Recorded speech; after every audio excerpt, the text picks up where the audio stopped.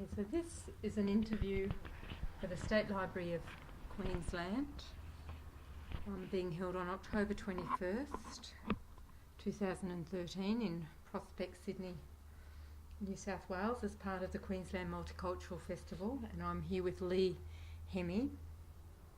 Hope I'm pronouncing that correctly. Yeah, that's right. So again, thank you very much. That's all right. For taking part in the project. And we're going to focus on the Logan Pacific Unity Festival, this interview. And I'll just start by, you mentioned a little bit before about the early involvement from your involvement in Sydney, but how did the Brisbane come about? How did the Logan Festival initially come about?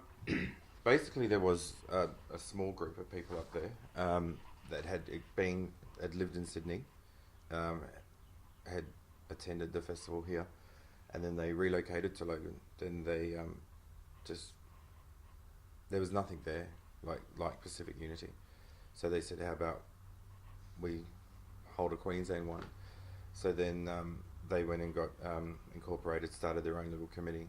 So they got incorporated? Yeah. Mm-hmm. So we run as two separate bodies, but the group here, myself and Ali, we help them along the way. I still help them now, 4 years later.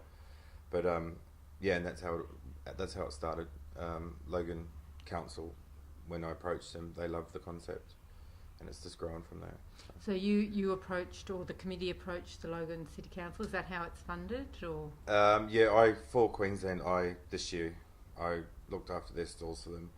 I deal with all council, and I also look at deal with sponsorship. Yeah, so I do those three parts, which are the biggest three parts, but yeah, unfortunately.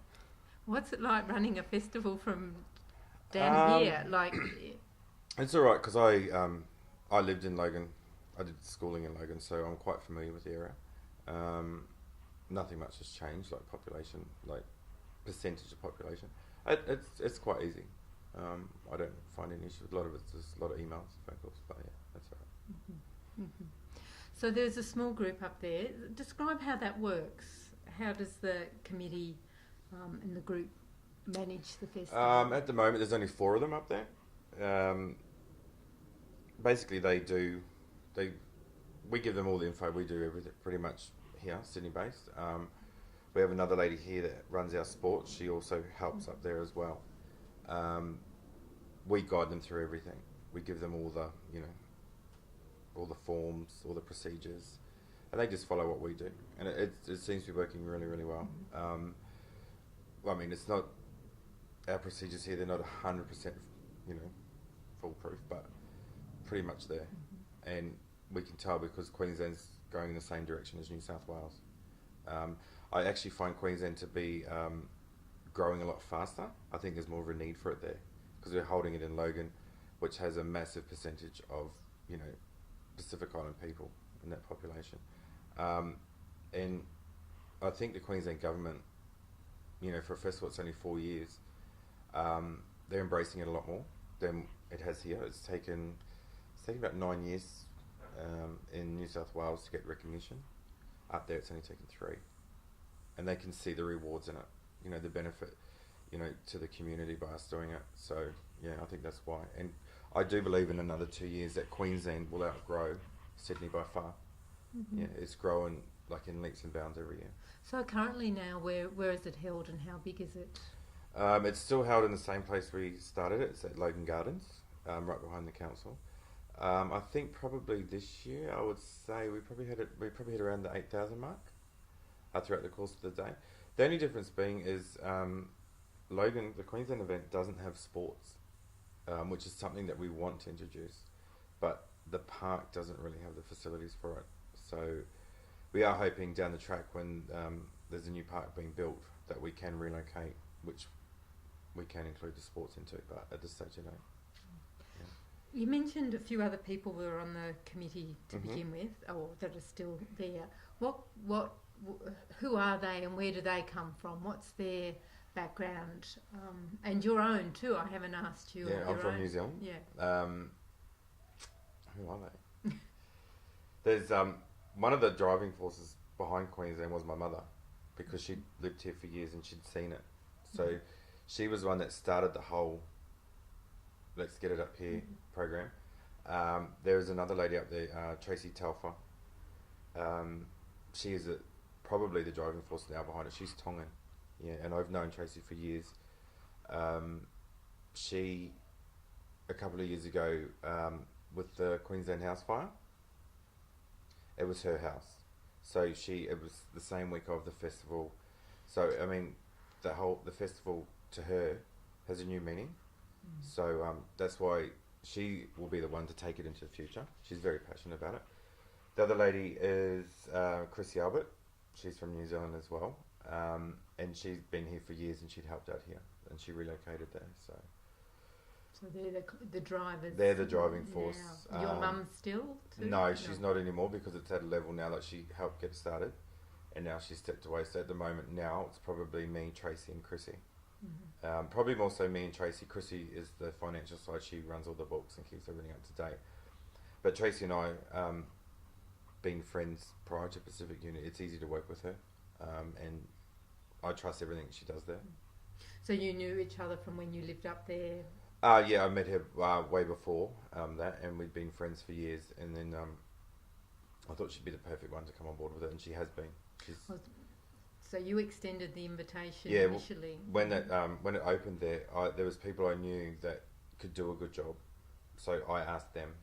It wasn't an open invitation. It wasn't a community meeting as such, because with Pacific Unity, I've seen it a lot in New South Wales. You have people come through the committee and their intentions are wrong. They're not there for the purpose.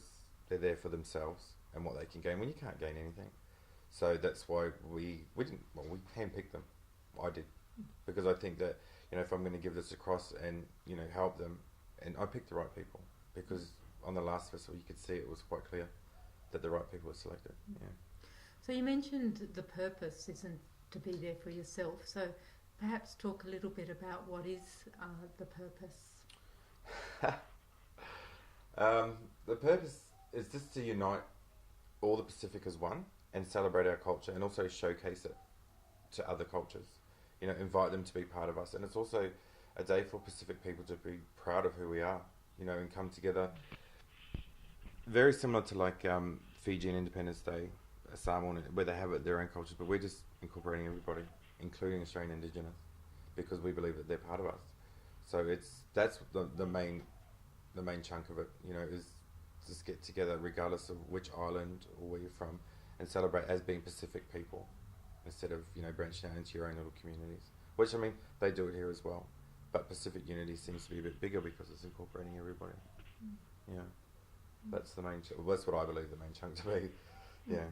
And this is something of your vision from 11 years ago, or it emerged from that? Wasn't really my. It wasn't your vision at that time. No, at the time when the first festival started for that group, that wasn't. It was purely a sports day for a fundraising purpose. Oh, that's right. Yeah. Way back. Yeah, yes, and you then mentioned that. Yes. It could. I thought it can be bigger. Like, why not open it to everybody? And that's the direction. And then back then I invited key leaders from different communities to a meeting to say this was the vision. This is what I wanted to see. And then a group of people said yes. And then so we sat down, we came up with a name, Pacific Unity, we came up with a constitution, we came up with everything, vision and mission, and that's how it was created. Yeah. The power of yes. Yeah.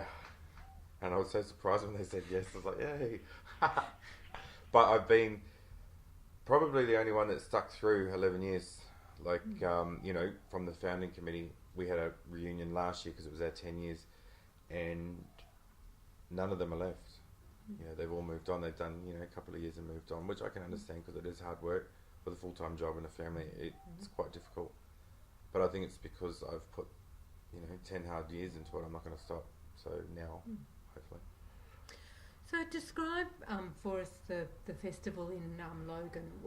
For somebody who has never been, what does it look like? Who comes? What happens there? It's a big question, but to we'll go run into off, that. This year's event. Okay, we have market stalls. Those stalls consist of like traditional foods, arts and crafts, and also information. I'm trying to bring in more information stalls. Information stalls. This year we had New Zealand Consulate, Centrelink. Services that are available there that these people don't know about, because unfortunately, Pacific people don't really know. They don't go and look for stuff unless it's there. So we're trying to bring in more community services to hand out the information. If one person knows something they didn't the day before, it's a bonus. Arts and craft, food. That's generally it. We also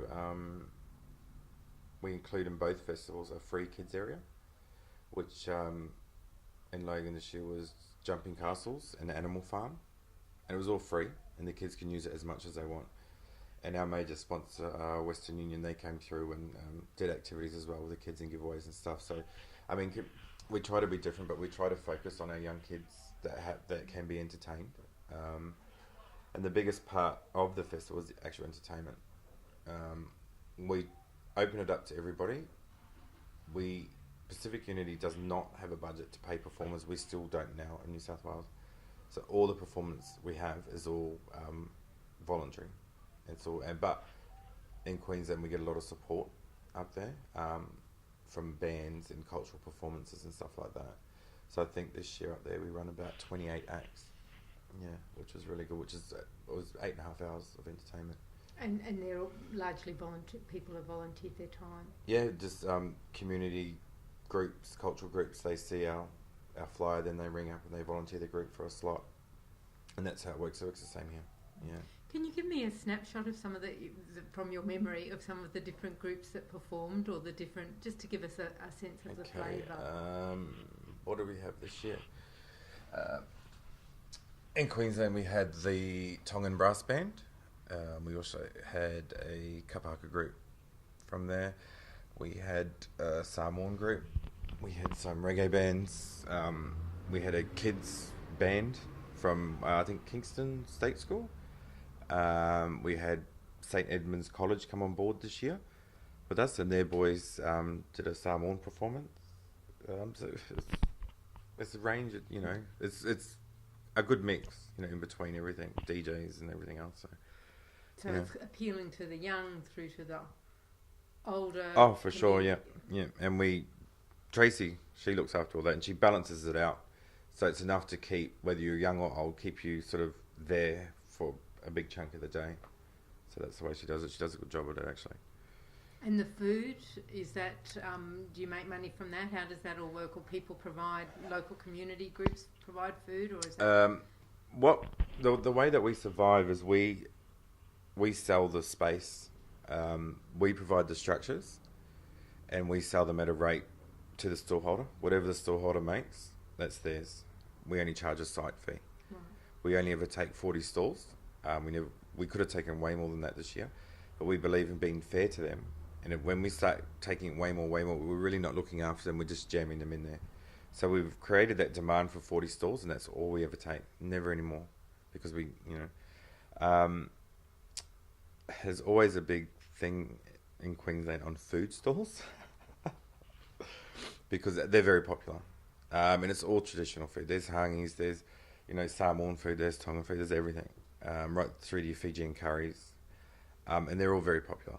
So I think probably the percentage would be a good 70% food, and the rest is split between art and craft, clothing, stuff like that. All right, so people also have stores with selling traditional jewellery, paintings, T-shirts with island sort of designs and stuff on it. Yeah, that's the 30%. Yeah. And you mentioned that the government has got on board, the local council as well as the state government, by the sound. So how has that developed? How has that happened? Logan Council has backed us since we first started, since I sent them a proposal. This year we had the Aboriginal Torres Strait Islander Commission gave funding as well, and the PA, he actually called me the day before the festival. I was actually in Logan, and he was just saying, what we're doing is, like, when our proposal came across the table, they were excited because nobody had ever done that. nobody had ever brought everyone together to celebrate as one. And he basically said, so long as we keep moving forward and doing what we're doing, you know, the government will always be there for us, because we need that help. As a free event, because we don't charge any gate fee, it's all free entry. It's very hard to survive. Public liability is through the roof. You know, our bills are just, we're lucky to come out with $500 as a bonus. So we need their support, and that's what I've told them. We need you guys to support us, otherwise we can't continue. So we'll see when the next funding round comes out. So that's where the funding goes to. It goes to those administrative costs, the public liability, the getting it going. We would love to spend money on performance and even advertising, but we don't have a budget. Majority of our we're very minimal on advertising. The rest we rely on, say, local newspapers to do editorials and stuff. We can't afford to pay. I wish we could one day, but that was going to be another question. how you promoted the event. Yeah, luckily with Polynesian people, it's quite a close sort of knit area. One person gets it and they spread it to their whole community. Social media, Facebook, the best thing in the world. That's probably the biggest chunk. Then we get editorials in local newspapers and stuff, and we do flyers. That's all, and email. We can't afford to take out newspaper. We just, can't afford it. So we rely on those other things, and it seems to work well for us. Hopefully, one day we will have a budget where we can stretch out that far. But hopefully. And are there other community groups or local community? I imagine that there's say a local Tongan group or a local Samoan group or different community groups that are operating. Do they get involved or not, or even other not-for-profit organisations in the local area? How do those connections happen? When Pacific Unity was first taken to Queensland, there was a little bit of friction with local organisations, because the way that they saw it as, who's Lee Hemi? He lives in Sydney, he's coming here, there was a bit of friction actually. But now they are involved with us to some extent, and if it's not, out of some of those communities, you just take a few of those key people out, the troublemakers, and the rest are fine. So they'll come through and be involved performance-wise. They'll hold a stall representing the Tongan community. There's different ways. Now, after 4 years, I think they can see that Pacific Unity is there to stay, and that it is benefiting the community. So I think a lot of those issues have gone now. But there was quite a few at the start. I could imagine that there could be. And I think the whole fact was, because I lived in New South Wales and didn't actually live in the Logan area, I was applying for funding and I was getting it, and they lived there and weren't getting it. But I think it's because it comes back to they were targeting one community where I was targeting the whole lot, and I think that was the only difference. You mentioned they're seeing the benefits. What kinds of benefits are you or the community noticing as a result of the festival? One comment I had was there were issues, I think it was maybe beginning of this year, end of last year, between Tongans and Samoans, and they're the sort of issues, we're coming together and showing them that we are one as Pacific people, not as just Tongans and Samoans. So showing them we can all celebrate as one, and they're the sort of things that we want to do. I think over the next 2 years in Queensland, we're going to probably look at the same path that we're doing here with the social justice sort of stuff. Because Logan's an area that needs it. There's a lot of Polynesians there. There's a lot of violence. There's everything else. So I think once we can get this program together, we're going to try and do the same one there, because Pacific Unity Queensland will follow us, because I'm the link in between. So I think once that comes together, and I think the whole community will benefit even more so than just a festival of coming together to be one. There's more there. So I think once we get that up and running here, I think Logan will probably be the best for it. So looking at the broader social justice issues, it might be that you might run programs or activities beyond the festival, or... That's what me... now Adi doesn't look after stalls. She's sort of gone more into how we can expand, because Pacific Unity needs to look into these types of things to survive as a festival, because we're just scraping by every year, and it's hard. So I've spoken to Adi about it, and we're going to try that, and hopefully it can expand us. We'll still have the festival. Festival will always be a celebration of culture, but we'll look at maybe trying to run some courses through Pacific Unity for the people, and get us out there more instead of a one-day event each year. Make us, like she said, into some sort of foundation where we're there. People can come to us, and all the rest of it, and also funding-wise, it will grow Pacific Unity, and more comes, more goes, sort of thing. So yeah, I think Brisbane. Once, if it works here, Brisbane's got it next, and it will work there. I'm quite confident. I just think Pacific Unity in Queensland, there's so much more potential there. More so, I believe, more so than here. We're in the right location. The people like it. There's nothing else happening, and if we add in, going that direction, I think it's a win-win situation for Logan and for Queensland. Yeah.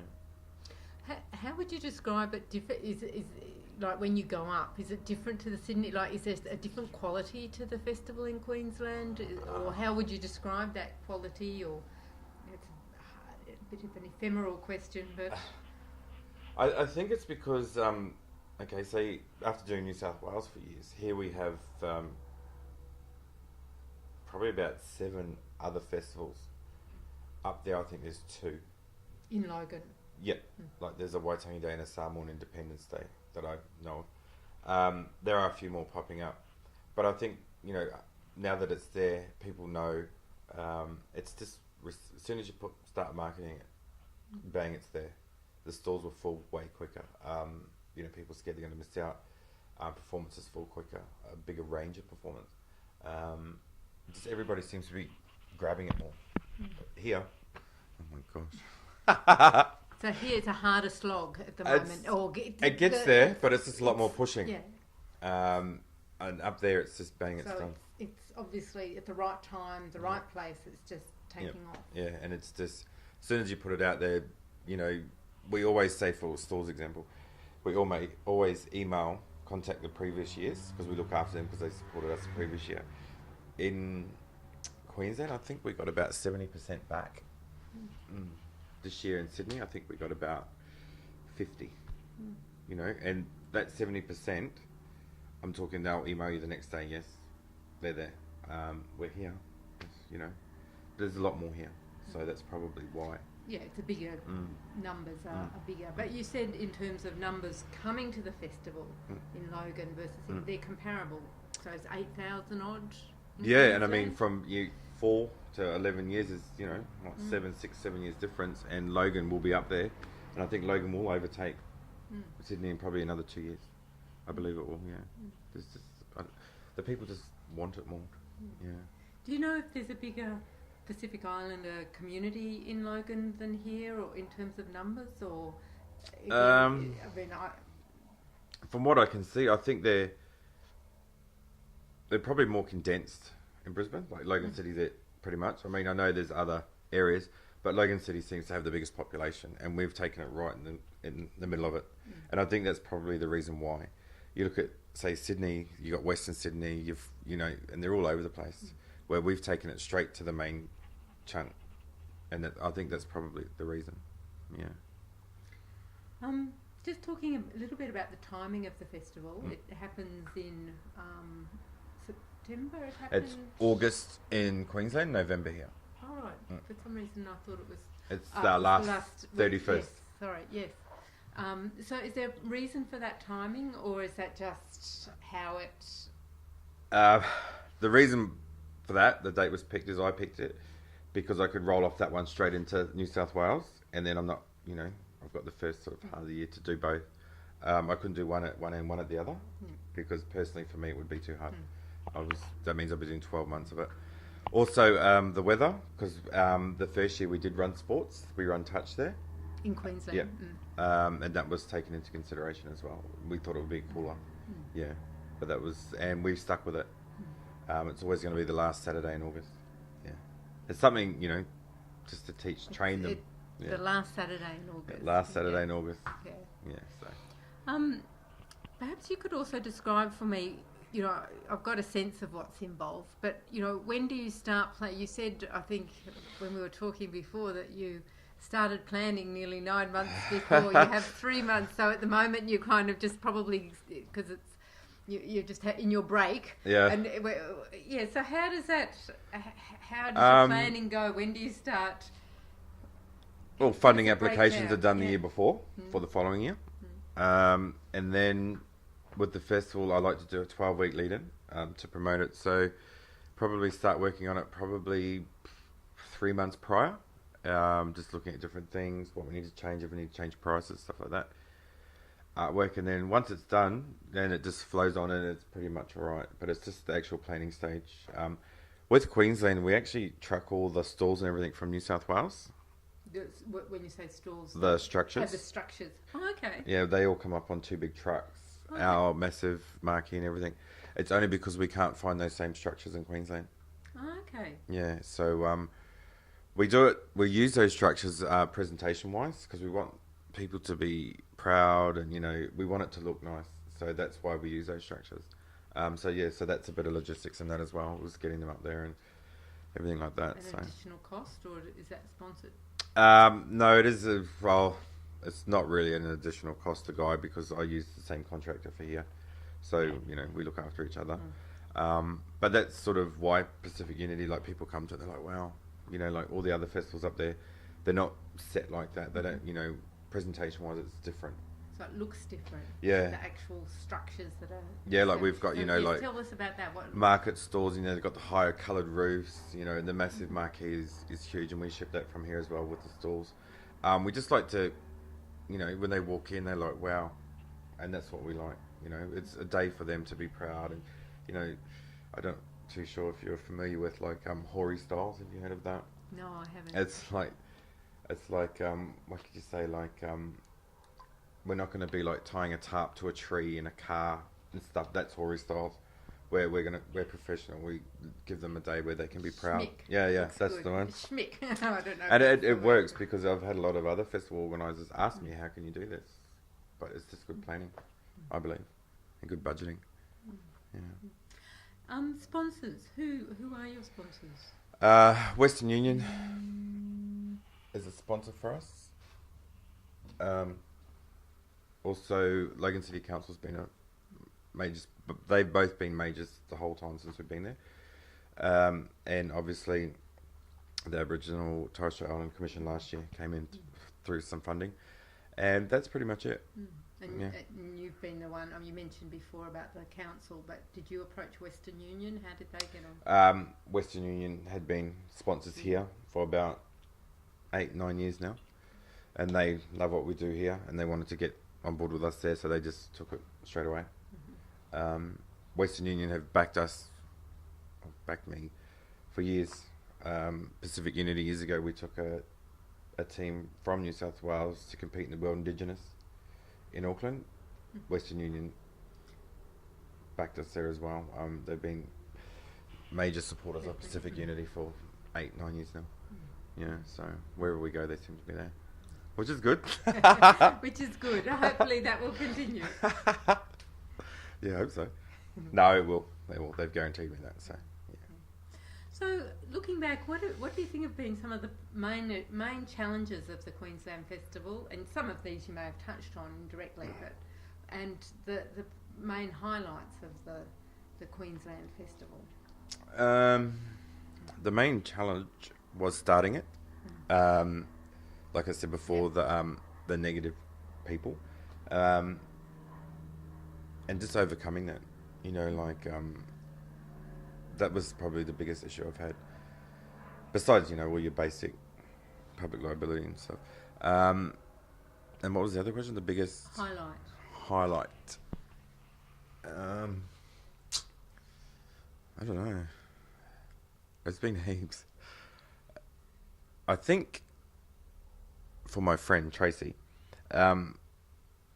the issue that she went through with the house fire, and it's still now, every year at that same time her daughter was supposed to perform and she passed away. So So we have, every year we still do it. We at the same time slot, we have a minute silence for them, and that's a highlight for me because it's something for my friend, and she put so much effort into the festival, and I think that's probably the biggest highlight. And just watching everybody sort of honour those people, respect them. Perhaps you could say something people listening to this might not know about the fire. I Okay. heard about it, Yep. but yeah. I think it was about 3 years ago. Tracy, our secretary / entertainment, she lost 11 members of her family in a house fire, and that was the week of the festival. And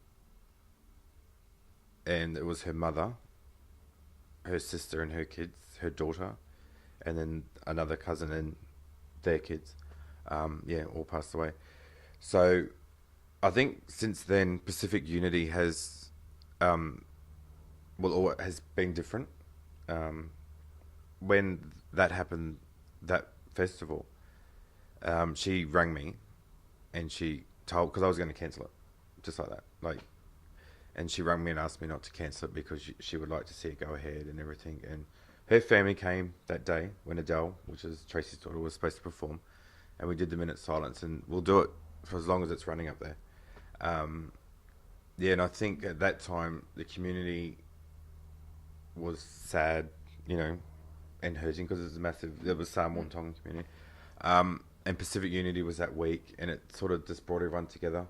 I think it wasn't so much about a celebration. Like, people grieved together. Like, they come and they sat and they, talked about it. And, we had, some grief people there if they needed it and stuff like that. And it was just a place where people could come, You organised that at the festival to have... Yeah, they could just come there and they could, just hang out, after a week of, tragedy, to have that, And I think that's why Pacific Unity sort of has a different meaning, I think, for that reason.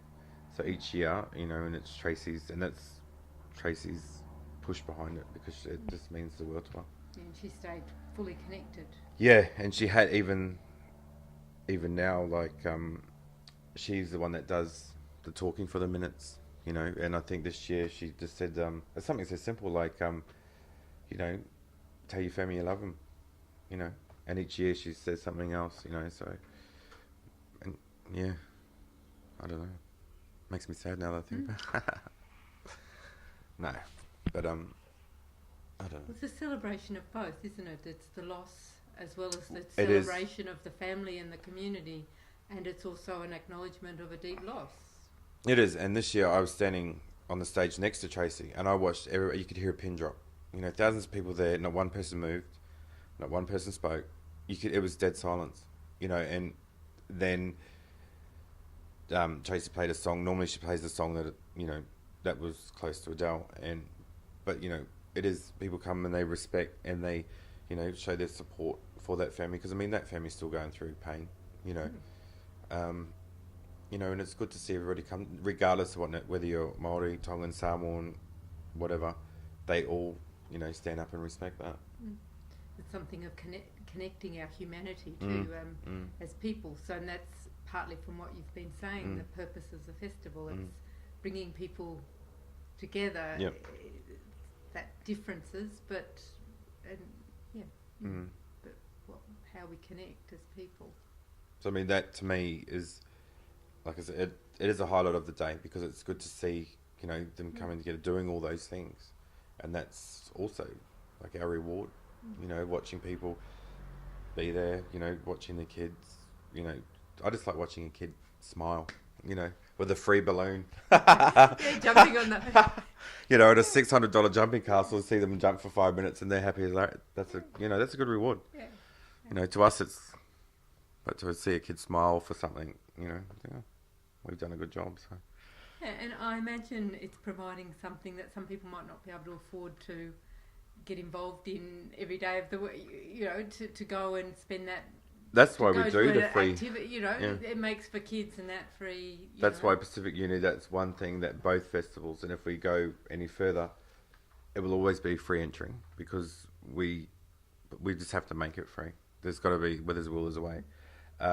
I know in Queensland especially, we are one of the few free events that provide kids areas and stuff like that. It's just, I just can't see charging. I don't believe in it. Festival organisers that might hear this, no, I just don't believe in it whatsoever. Not even gold coin donation. That money could be spent on something for the kids, buy themselves something, I'd rather it go there than, come to us. And like this year with Logan, we brought in the animal farm. And the reason we did that is because kids living in Logan don't really get to play with a cow or a duck. And the kids just loved it. It's something different that they don't get to do every day. And it was free. And they go and get their thing and they feed them. That was a really good thing for the kids. And we were standing there, me and Tracy. It has to come back next year because some of these kids didn't even know what these things were. They're like, oh, yeah. And then, other kids were just right into it. So it's something that we need to bring back each year. And I think we will be, just to give them something different, You mentioned that the Sydney one started with sport and this one hasn't had as much sport. Is there anything else that has that you want to bring into the like you're talking the animal farm is new. Is there anything else that you want to bring in new or that you want to drop that, oh no, that's not working, or you have dropped, oh that didn't work, or in terms of what you're doing? There's two things I'd like to, I can't wait to introduce sport myself. Unfortunately at Logan we just don't have the facilities. We tried it the year before at the Logan Brothers Rugby Club, but there's a few issues between myself and their committee because we're alcohol free. We don't want any alcohol where it wasn't there what they wanted, so I scrapped the whole sports. I want to bring back the touch and the netball up there. It's very successful here. Each year we have about 800 competitors in sport alone that come in, and it's something because Pacific Island people were very competitive, there's a lot of talent out there as well. So that's something we definitely want to take in. And the next thing I want to introduce not introduce, but grow is community services. I want a marquee with just services alone. So all the local services that are available for people to access in the community. We don't, it's a free thing. Like we provide the structures for the smaller ones. The bigger ones, obviously the government organisations, we make them pay for their structure. But it's something that needs to grow there. And it will, because I'll make it. It's just something for the people. And I'd like to have an actual marquee, just information marquee, where you might have 20 services in there shared, and just giving out information, and encourage them to give free stuff to the kids, to entice their parents to go there, and just give information. And it's a mutual education, I imagine, because then the services are also educated about some of the needs of the community. Well, this is the first year we've had Centrelink on board with us up there, and they approached us to come on board. The first time we've had New Zealand consulate there as well, and it worked that well that they rang me and they booked straight in here. We've never had them with us in New South Wales, but that's what they wanted. That's what they want to do, is get out to be with the people, educate them, and learn, about passports and visas and stuff like that. And they absolutely loved it. They don't know why they hadn't done it years ago. So those are the sort of things that we want to build on. There's communities. I mean, the stalls don't ever get more than 40. We'll always get 40. But those are the areas that we can grow. You're wanting the sport and the community. Yeah, I think the community services more so. The sport, well, you got to work that one out. It's just Pacific Unity is drug and alcohol free. I don't believe in having alcohol around the kids. I mean, I drink myself, but I just don't believe in it. So we're not going to have it at the sports either.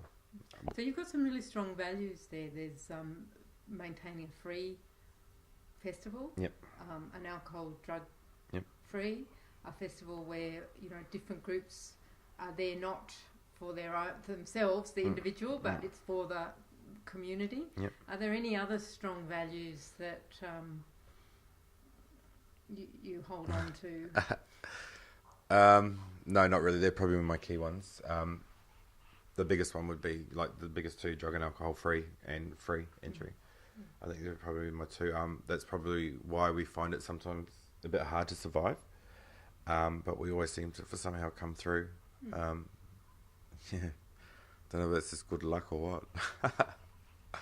But they're the two main things I think that. And when it was started there, they were the the points that these are what you have to run by. If not, I mean, even though they're registered as Pacific Unity Queensland and it's Pacific Unity New South Wales, two separate bodies, but they need to follow our guidelines, otherwise it wouldn't happen. Yeah.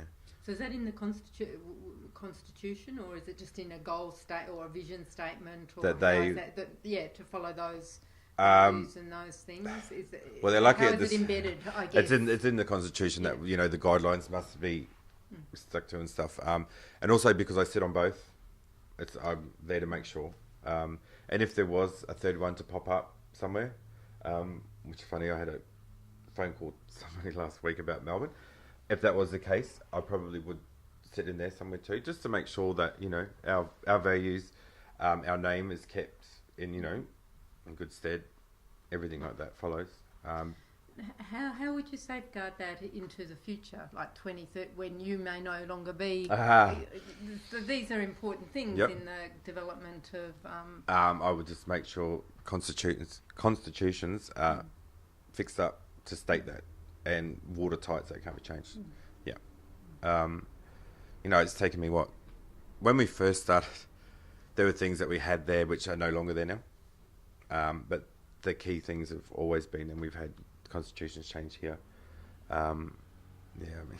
Heaps of things have changed over the years, but the main points are still there, which has always been alcohol, drug free, and free entry. So hopefully, if the government gives us more than that. No. Well, it's important to be clear about that, and it creates a different kind of festival than one that has alcohol and one that's charged. That's a different. Yeah, I don't personally understand community festivals that have alcohol area. I just don't see that. And second of all, I don't think charging. I just, if you want community and you want to celebrate, and you want everyone to come and celebrate with you, I don't see why you would charge. That's.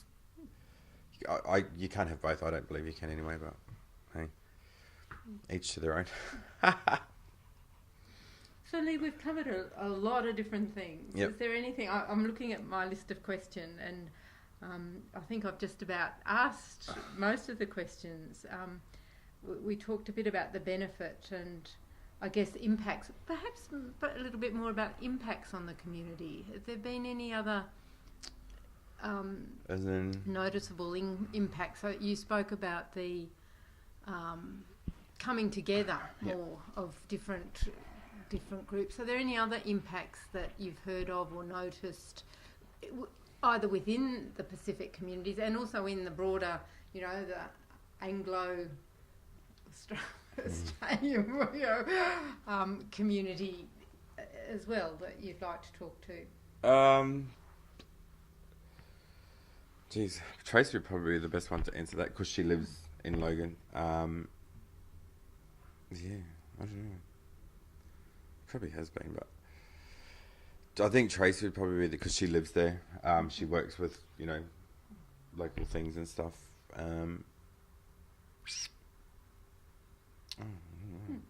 Trying to think of something, but no. At this stage, no. I'd have to ask Tracy that question, to be honest. I think, are you speaking to... you are talking to somebody. I'll talk to you at the end of this interview if we can talk to somebody else locally. I think ask Tracy that question. I think she'll probably be the best because she lives in Logan. She's probably got more I feel, because for the festival I probably go up there 2 days before and come home the day after. And that's my stint in Logan. But other than that, from the police I get good feedback. We encourage them to come along and send their community liaison officers, so they always give us positive feedback about the day. So I only run off a lot of things that come back from stall holders and services and performers and stuff, so that's pretty much what I can do. So is there anything else then that we haven't covered that you think is important that I haven't asked you about? No, not really. I think you pretty much covered it all. And no, not really. No. I think it's rattling through my head. No.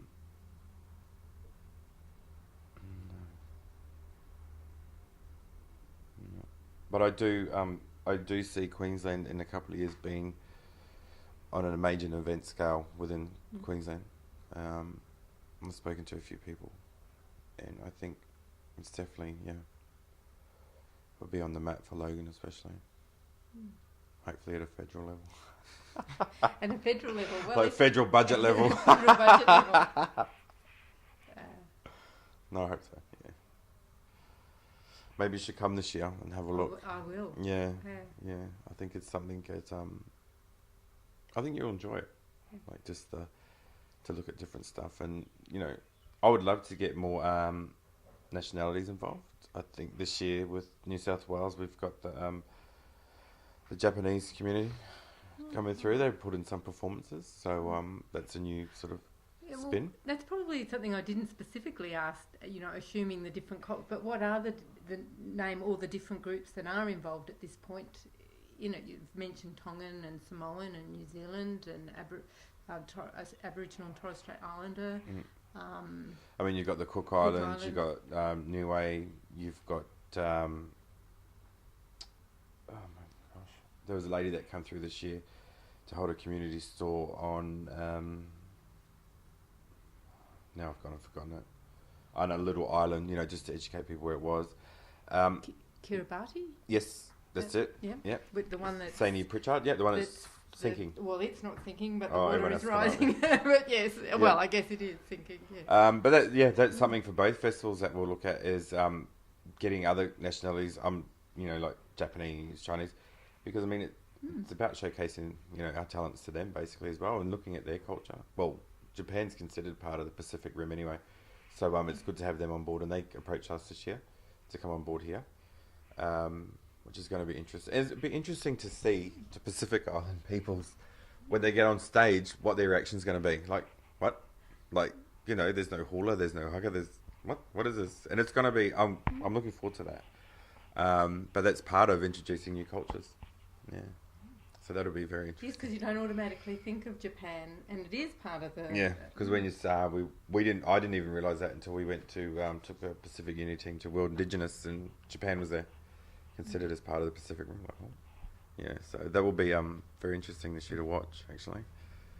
But yeah, that's definitely another thing, is more cultures. And looking at the cultures in that state. So,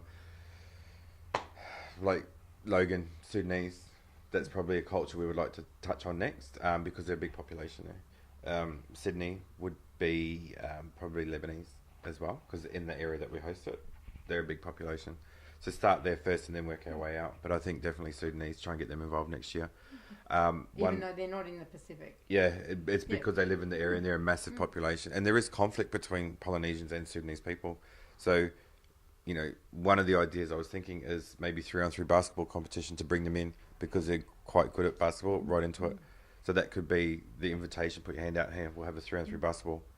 And that might start drawing them through. We need to give them something that they are connected to, that makes them feel that they're part of it, and we can't just say, well, can you come to this? But if we need to come up with an idea, and I think 3-on-3 basketball will work, something like that, like a sporty type thing, and get them involved with us, and then maybe we can start breaking down those walls between the Polynesian and the Sudanese. Some of the different communities and where they live, people who are living together. Yeah, because they're all so like when I was talking to one of my friends up there, they said Sudanese is quite a big population now in Logan. So that's definitely the next nationality we're going to try and get on board with us, and hopefully, fingers crossed. So it's a broad definition. So when you're thinking of the unity is broader than Pacific. Yeah. I mean, have you seen our logo? No, I haven't. I'll show you before we go. Is it in there? I'll have to get you a clearer one so you can see it. No?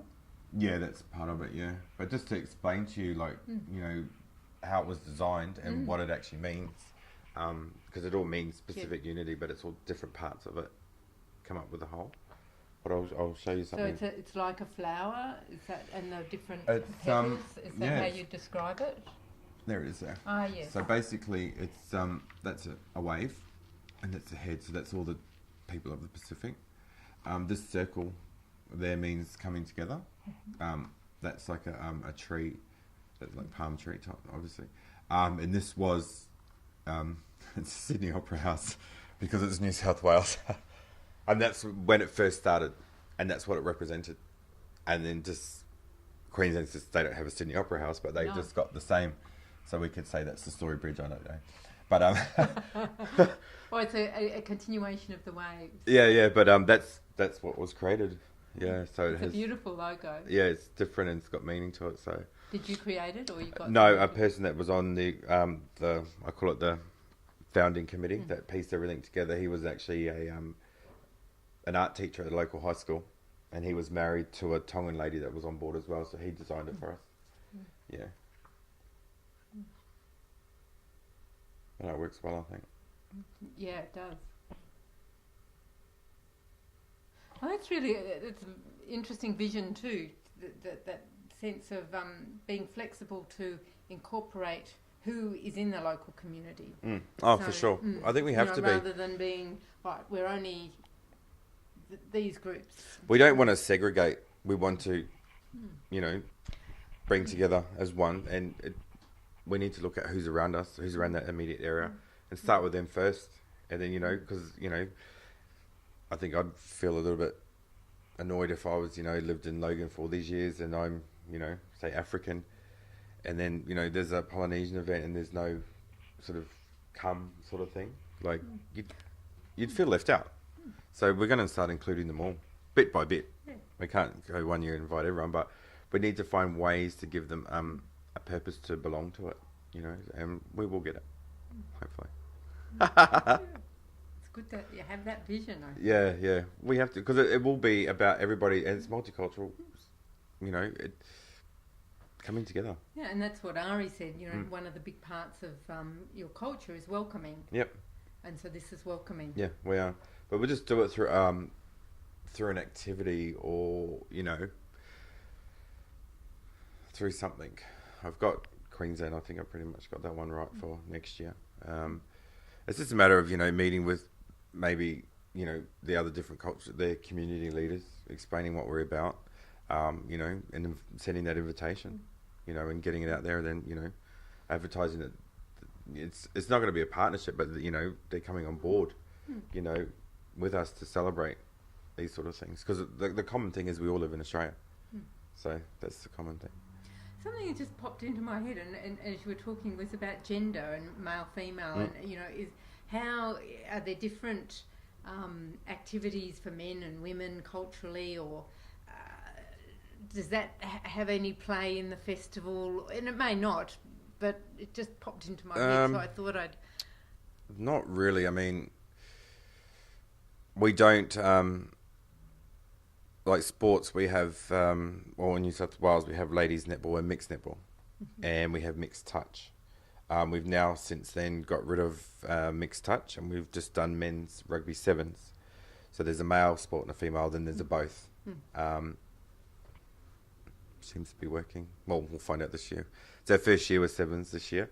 But there's really no, besides sports, there's really no male, female roles. It's, pretty much everyone go and do whatever.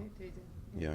I was also, just thinking, rugby union, I guess is big. Yeah. How that gets played out with the sport. I've just come back from the Gold Coast Sevens actually, and New Zealand won it, and then there's Australia, then Fiji. Rugby sevens in the Pacific is quite big, especially Fiji. That's something we're trialling. It's the first year we've gone in just a pure male sport, and we've always had the mix. Sydney, And if it does work, it's something that we are prepared to give a go in Queensland. But yet again, we just need the facilities. Finding the venue that can accommodate that. Yeah, because here we have a park, and we have a stadium beside us, and we have about 20 netball courts on beside. Yeah, I saw it. It's all one massive. In Logan, they don't have those facilities, but once they build that new venue, I think it's over near the Browns Plains Road. There's a dump that they're turning into a sporting facility with everything. We would probably try and look at trying to get in there to incorporate the sports. I think it's something, healthy living, getting people off their butts instead of eating and playing a sport, just doing all those sort of things. That's what we try and encourage, I think, and introducing sports for kids. I think that's a positive thing as well, because, kids obese and all the rest of it, especially Polynesian kids, and they've got, it's not really their fault, but they're big boned and they just don't do a lot of exercise. So that's something that we're going to look into here, which Queensland will get the flow on as well. Because I was one of those kids now. It's a lot of sugar. But it's just the foods, some other child would be eating a sandwich where a Polynesian child would be eating a pork chop and chop suey, this total, that's what they're used to, that's what they get. So, but we're definitely looking into something also for kids on, we try to do coaching clinics for kids. We've run them in a couple of years where the NRL will come through and the kids register online, they'll get a free t-shirt and then they'll do like 2 hours or 2.5 hours of training stuff, which seems to work. Okay, so that's through this festival to warm people up. Well, that's what we did with the kids. Yeah, the kids are great. Not last year, the year before. Monia Gerard has come through as well one year, and she ran a netball clinic for the young girls. Just did ball skills and stuff like that, which is something that we're talking about with New South Wales Swifts about picking up again, because we believe it's, So you actually did that at the festival? Yeah, or before, we do it on the same day. Yeah, oh, wonderful. Just an attraction for the kids. The parents could be playing netball, the kids could be doing that. It's as well as the kids' corner, and there's something that we'll bring into Queensland eventually once we get the space. But yeah, that's it in a nutshell. Okay, well, we might finish there. I think that we've definitely I've covered everything. Yeah. So thank you again. No worries. Thank you very much.